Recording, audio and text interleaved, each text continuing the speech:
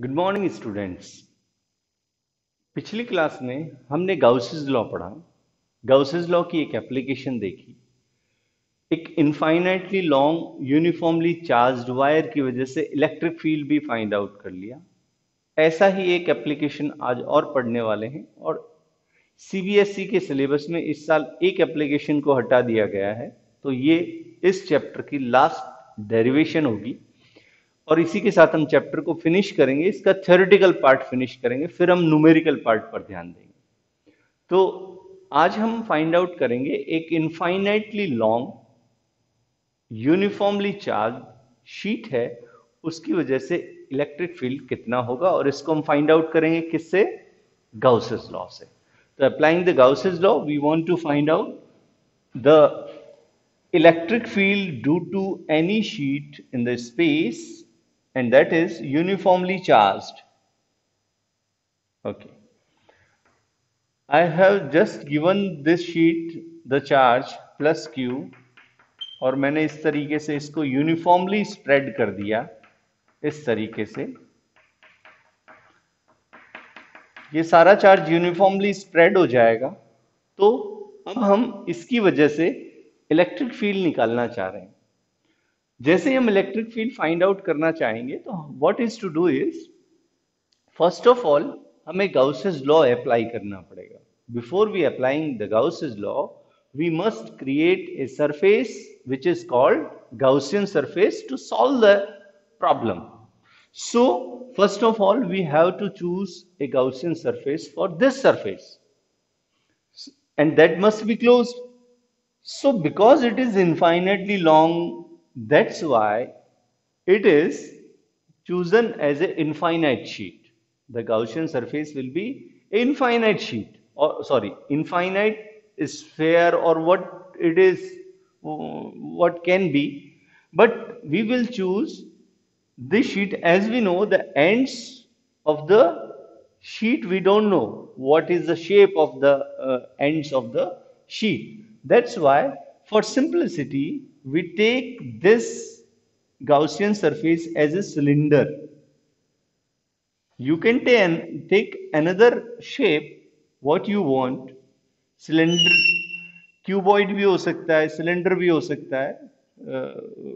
अपनी बुक में जो है वो क्यूबॉइड शेप का दिया हुआ है। सिलेंडर क्वाइट इजी रहता है समझने में, तो हमने सिलेंडर ले लिया। ओके, ये सिलेंडर ले लिया। इस सिलेंडर को जब हम देख रहे हैं तो यहां ध्यान से देखिए, ये सिलेंडर इसके अंदर से होकर जा रहा है।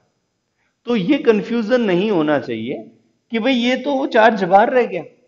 नहीं, ये इनफाइनाइटली स्प्रेड है ये शीट। दैट्स वाई हम ये मान के चल रहे हैं इसका एक छोटा सा पार्ट हमने लिया है और इस पार्ट के अंदर टोटल चार्ज है। अब मतलब जो शीट का पार्ट है वो केवल इतना ही है। मान लीजिए यही हमारी शीट है, ये हम देखना चाह रहे हैं। इनफाइनाइटली लॉन्ग शीट है, इसलिए ये जो शीट होगी, ये शीट का शेप जिस तरीके का हो, हम ये मान के चल रहे सर्कुलर है। ये सारी की सारी शीट जो है इस गाउसियन सरफेस के अंदर आ जानी चाहिए। ये बात आपको ध्यान रखनी है।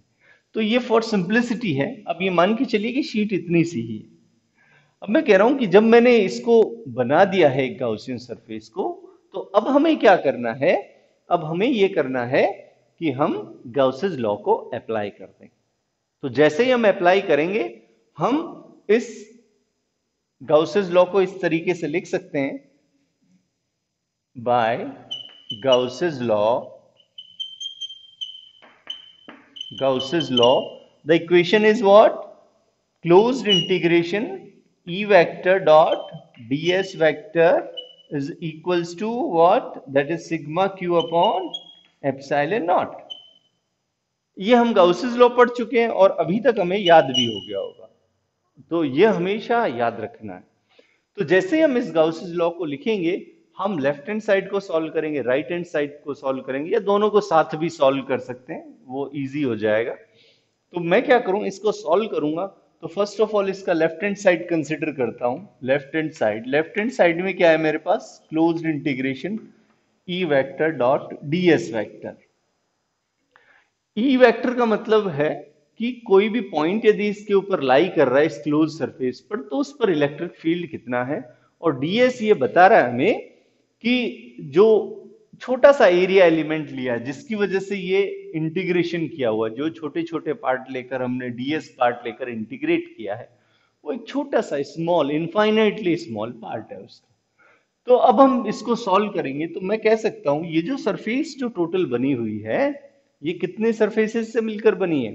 ये देखिए यहां पर तो एक सरफेस ये रही, इसको मैं S1 की तरह ट्रीट करता हूं, इसको मैं S2 की तरह ट्रीट करता हूं, और ये जिस कर्व्ड सरफेस है इसको मैं S3 कह देता हूं।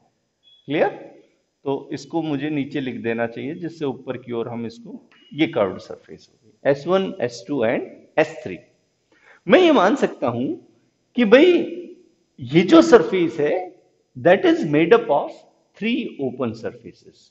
This closed surface is made up of 3 open surfaces, और इनको मैं इसके सम से लिख सकता हूं। So I can write it like S1 for this surface E vector dot ds1 vector plus for open surface S2 E vector dot ds2 vector, and for third surface S3 E vector dot ds3 vector, like that।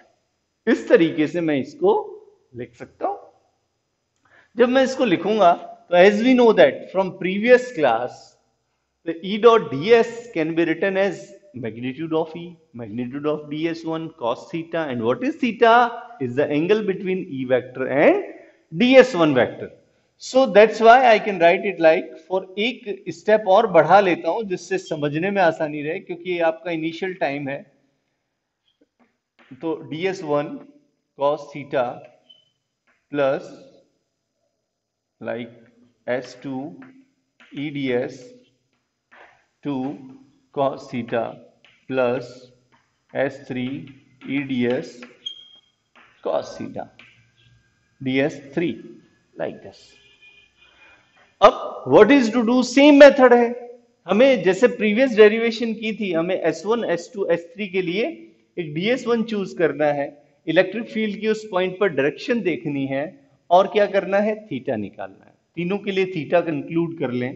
तो मैं कहते हैं एक छोटा सा surface ले लें, this is ds1, और ds1 की direction always normal outward, that's why ds1 in this side, and for this one the electric field, देखिए यहां शीट रखी हुई है तो डेफिनेटली इस पर कोई चार्ज है, उस पर ये चार्जेस यहां है, और इसकी वजह से इस पॉइंट पर जो फील्ड की डायरेक्शन होगी that is always away from the charge because this charge is positive, that is always away from the charge because this charge is positive, that's why the direction of electric field will be such like that। okay, so I can write here this is electric field। for this case, for S2 surface I can write it's, for this sheet the ds2 is the small, infinitely small area that is situated on this surface। the direction of this surface is, the surface is what, that is always normal outward like this is the ds2। okay, हमेशा बाहर की ओर होती है, जिस point पर निकालते हैं उससे नॉर्मल आउटवर्ड होती है, लंबवत बाहर की ओर। हिंदी में कहें तो हम कहें कि इस तरीके से इसकी डायरेक्शन होती है, ये इसके लिए हो जाएगी, and the direction of electric field will be like this। Electric field की डायरेक्शन यही हो जाएगी। देखिए इस चीज को समझने में हमें समझना चाहिए किस तरीके से। देखिए ये जो शीट है इसको हमने यूनिफॉर्मली चार्ज कर दिया है, चार्ज इधर भी है, चार्ज इधर भी है। अब मैं कह रहा हूं कि इधर कोई पॉइंट है like this, here is a point, point पर जब डायरेक्शन देखूंगा तो that is away from the charge like this, और इसके इस साइड में जो पॉइंट होगा the direction of electric field will be away from the charge like this. Okay, तो इस डायरेक्शन में होगी इधर पॉइंट्स के लिए, और इधर जो पॉइंट्स हैं उनके लिए डायरेक्शन ये साइड में होगी। कुछ ऐसा ही हमने लिखा है, इलेक्ट्रिक फील्ड की डायरेक्शन ये इस साइड में है और इस पॉइंट के लिए वो इस साइड में है। तो इस तरीके से हम कह सकते हैं कि these are the direction of electric field and ds1 and ds2। Okay, now the next thing is S3 consider करें तो मैं यहां पर एक छोटा सा सरफेस इस तरीके से लेता हूं। अब देखिए ये CSR है, कर्व्ड सरफेस है, सर्कुलर है, इस तरीके की सरफेस है। अब मैं कहूं कि भाई इस सरफेस की डायरेक्शन क्या होगी, दैट इज ऑलवेज नॉर्मल। इस पॉइंट पर लूंगा तो that is always normal outward. यहां कोई ले लिया तो नीचे हो जाएगी, यहां ले लिया तो नीचे हो जाएगी। इस तरीके से यहां DS3 जो लिया है उसकी डायरेक्शन क्या होगी, इस साइड में होगी।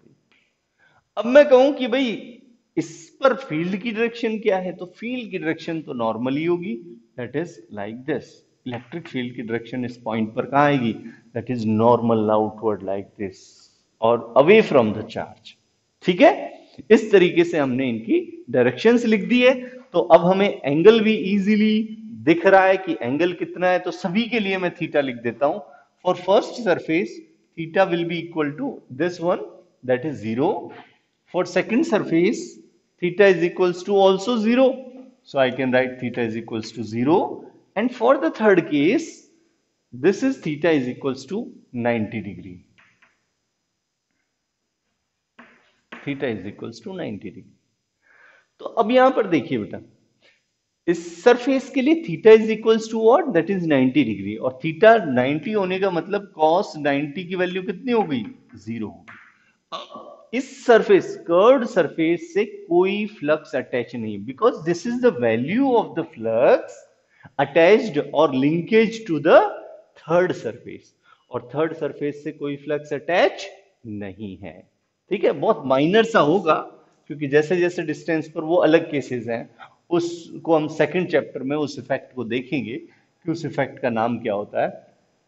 That is cos 0, that is 1, cos 0, that is 1. Okay, so I can write this equation like, मैं देखिए इसको integration S1 E vector DS1 ऐसे लिख दूं। ये भी मैग्नीट्यूड ही है, लेकिन बार बार लिखना लिखा भी जा सकता है, doesn't matter. E vector DS2। Okay, अब ये इक्वेशन हमारे पास आ गई। ये तो जीरो हो ही गया हमारे पास, दैट इज जीरो। क्यों हुआ उसका पता चल गया हमें, because theta is zero. Theta क्यों जीरो है, theta is the direction of E and DS3। E और DS3 के लिए हमने जो वैल्यू देखी है वो कैसा आ रहा है, 90 डिग्री आ रहा है, इसलिए ये फ्लक्स अटैच जो होगा वो जीरो हो जाएगा। तो इस तरीके से ये वैल्यू कितनी आ गई, जीरो आ गई। अब देखिए, अब हम क्या करते हैं, इसको सॉल्व कर लेते हैं। इस डायग्राम को यदि हम देखें तो हम देख रहे हैं कि भाई यहां जो सरफेस है ये वाली, और एक जो सरफेस है ये वाली, ये लगभग सेम है। हम मान लीजिए दोनों के सरफेसेस क्या है, इक्वल हैं। और मैं कहूं यहां से जो डिस्टेंस इस सरफेस पर कोई भी पॉइंट है, उसका जो डिस्टेंस यहां से है, और इस सरफेस पर कोई पॉइंट है उसका डिस्टेंस यहां से है, दैट इज इक्वल। और इक्वल होने से क्या होगा, इलेक्ट्रिक फील्ड की वैल्यू जो है वो इन दोनों केसेस के लिए क्या रहेगी, इस केस के लिए भी सेम रहेगी और इस केस के लिए भी सेम रहेगी। That's why I can take the electric field out of this integration, because the electric field for every point lies on this surface is same. What I am telling to you is, listen to me carefully, the every point lies on this surface. The every point lies on this surface have the same value of electric field. Sorry, I'm wrong. I can I can tell that the magnitude of electric field at every point lie on this surface is equal. That's why this magnitude of electric field behaves like a constant for this surface and can be taken out of this integration. So I just take it out and I can write S1 DS1 plus, also for DS2 surface, for this S2 surface, what is constant? The magnitude of electric field at every point lie on this surface is constant. That's why it can be taken out of this integration. So I just take it out and like this. अब यहां देखें, तो जब भी मैं कहूं कि भाई ये क्या है ds1, what is this? This is the total surface area of this surface. This is the total area. Suppose the surface area is s. इसका सरफेस एरिया कितना है? s. और इसका भी सरफेस एरिया कितना है? s है. सपोज करो दोनों सेम से ही है, इसलिए मैं इन दोनों को सेम मान लेता हूं. तो जब इन दोनों को मैं सेम कहूंगा तो I can write it like E S plus E S, because यहां लिख देता हूं because integration ds1 is equals to integration ds2 that is s. ठीक है, ये दोनों क्या है? s के इक्वल है. तो मैं इसको लिख देता हूं 2es like that. This the left hand side of the equation. I am just writing the right hand side of the equation. Right hand side में देखिए sigma Q upon epsilon not है. तो सिंपली हमने कितना charge दिया इसको? हमने इसको चार्ज दिया है क्यू चार्ज दिया है, तो टोटल चार्ज कितना होगा? क्यू होगा. देखिए वापस से ये कंफ्यूजन नहीं होना चाहिए कि ये जो चार्ज बाहर है बोले सर इस सरफेस के अंदर नहीं आ रहा है. मैंने कहा ये जो गॉसियन सरफेस हमने बनाई है ये इनफाइनाइटली लॉन्ग भी होगी, इनफाइनाइटली स्प्रेड करेंगे इसको तो पूरा का पूरा जो सरफेस है, जो शीट है हमारी, वो इस गॉसियन सरफेस के अंदर आ जाएगी. तो सारा का सारा जो चार्ज है, जो भी क्यू गिवन है, वो सारा इस सरफेस के अंदर ही रहेगा, बाहर नहीं रहेगा. इसलिए वो कंफ्यूजन नहीं होना चाहिए. That is Q upon epsilon not. This is equation number 3, this is equation number 2. और इन दोनों को जब हमने सॉल्व कर लिया है तो दोनों को हम इक्वल रख सकते हैं. ठीक है, इक्वल जब रखेंगे तो from equation 1 and 2 what I write here, the 2es is equals to q upon epsilon naught. And electric field का मैग्नीट्यूड जो हम देंगे वो कितना देंगे बेटा? q upon 2s epsilon not. या q बाई s को मैं क्या लिख सकता हूं? सिग्मा से रिप्लेस कर सकता हूं. What is this? This is the surface charge density. इससे रिप्लेस कर सकता हूं. तो मैं यहां पर लिख देता हूं, देखिए बेटा इलेक्ट्रिक फील्ड की जो वैल्यू आएगी वो आएगी हमारे पास E will be equal to q upon s को मैंने क्या लिख दिया? सिग्मा से रिप्लेस कर दिया. This is the surface charge density. तो मैं इसको लिख देता हूं सिग्मा अपॉन 2 एप्सिलॉन नॉट. और यदि इलेक्ट्रिक फील्ड की वैल्यू लिखूं तो मैं लिख देता हूं sigma upon 2 epsilon naught. N cap लिख सकते हैं. N cap is the direction of this electric field at every point. और कहां होगी डायरेक्शन ये हमें पहले से पता है. कोई पॉइंट यहां पर लेंगे तो उसकी डायरेक्शन इधर हो जाएगी इलेक्ट्रिक फील्ड. लेकिन सीबीएसई बोर्ड में एक क्वेश्चन कई बार ग्राफिकल रिप्रेजेंटेशन इसकी पूछी जाती है. अब इंपॉर्टेंट क्यों हो जाती है वो देखिए.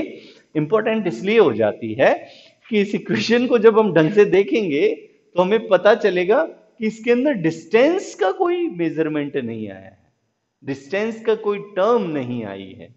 कि मान लीजिए मैं r डिस्टेंस पर मेजर करूं इलेक्ट्रिक फील्ड कितना है, तो r तो कहीं है ही नहीं ना. चलो इससे छुप रहा हो तो ये q बाई एस है. इसका मतलब r का कहीं इंट्रोडक्शन नहीं है. Means what? Means an important thing that कि भाई इलेक्ट्रिक फील्ड जो होगा एक इनफाइनाइटली शीट की वजह से वो पॉइंट कहाँ लाई कर रहा है, कितना दूर लाई कर रहा है, उस पर डिपेंड नहीं करता है. That is independent of the distance from the sheet. That's why that is an important. Or we can draw a graph also. How? That electric field in this side, the r distance this side. Okay. जब मैं इन दोनों को graph बनाऊंगा, ऐसा कई बार CBSE में आ चुका है एग्जामिनेशन में. तो ग्राफ किस तरीके का होगा? Sigma upon 2 epsilon, it is a constant. तो मैं एक कांस्टेंट की तरह बिहेव करूंगा कि इलेक्ट्रिक फील्ड क्या है? कांस्टेंट है. तो मैं यहाँ कह देता हूँ और ये वैल्यू कितनी है? सिग्मा अपॉन 2 एप्सिलॉन नॉट है. लिख सकते हैं लिखना चाहें, बाकी ये ग्राफ सफिशिएंट है. तो इस तरीके से ये ग्राफ भी कई बार छोटा मोटा पूछ लिया जाता है. और ये छोटी सी डेरिवेशन है, बुक के अंदर छोटी सी डेरिवेशन दी हुई. ये केवल समझने का पार्ट है बेटा. This part is only to understand. यदि आप नहीं लिखना चाहें इसको तो डायरेक्ट भी लिख सकते हैं. भाई इसको छोड़ सकते हैं और सीधा ही एक एक्सप्लेनेशन के साथ लिख सकते हैं। That is up to you, then how do you want to show the equation in the examination. But उसको देखना पड़ेगा कि कितने नंबर की है, तो उसी के अकॉर्डिंग हमें काम करना है एग्जामिनेशन में। ओके, तो आज हमारा जो है ये फाइनल डेरिवेशन कंप्लीट होने के साथ साथ ही हमने गॉसेस लॉ को भी कंप्लीट कर लिया है और ये चैप्टर भी फिनिश हो चुका है। कल से हम इसकी न्यूमेरिकल प्रॉब्लम्स देखेंगे और कोशिश ये करें बेटा कि इसको याद करके आए, तो न्यूमेरिकल प्रॉब्लम्स करते समय हमें बहुत इजी रहेगा। Okay, I will try for 2 or 3 numericals in each class to understand, और ऐसे ही न्यूमेरिकल लूंगा जिससे हमारे कंसेप्ट क्लियर हो जाए, एक न्यूमेरिकल्स जो कई न्यूमेरिकल्स के कंसेप्ट को एक साथ ले आए। तो इस तरीके से हम इसको कंप्लीट करने के बाद कल जो है, कल या परसों 2 या 3 दिन के अंदर इस क्लास को फिनिश करेंगे और इस चैप्टर को भी फिनिश करेंगे, फिर हम नेक्स्ट चैप्टर स्टार्ट करेंगे। फिर भी यदि कोई आपको प्रॉब्लम आ रही हो तो डेफिनेटली आप मुझे कमेंट बॉक्स में लिखें कि इस चैप्टर में कौन सा कंसेप्ट आपको समझ में नहीं आया, तो मैं उसकी वापस से वीडियोस बना के एक